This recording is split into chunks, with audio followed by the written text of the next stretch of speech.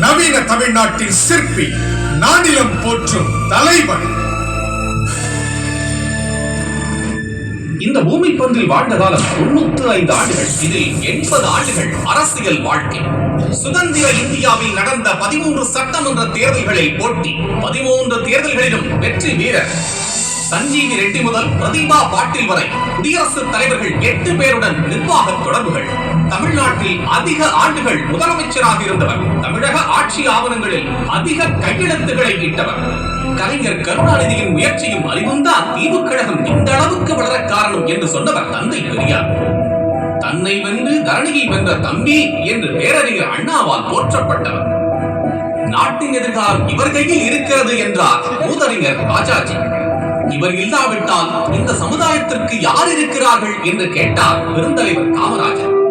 நண்பராக இருந்தாலும் எதிராக இருந்தாலும் உறுதியாக இருப்பவர் என்று பட்டயம் கொடுத்தார் இந்திரா காந்தி. உடனுக்குடன் துணிச்சலாக முடிவெடுக்கக்கூடியவர் என்று இவரை சொன்னார் ஜெயபிரகாஷ் நாராயண். இவர் எந்த நாற்காலியில் அமர்ந்தாலும் அந்த நாற்காலிக்கு பெருமை என்றார் பாபு ஜெகஜீவன் ராம். சமுதாயத்தின் நலிந்த பிரிவினருக்காக போராடுபவர் என்றார்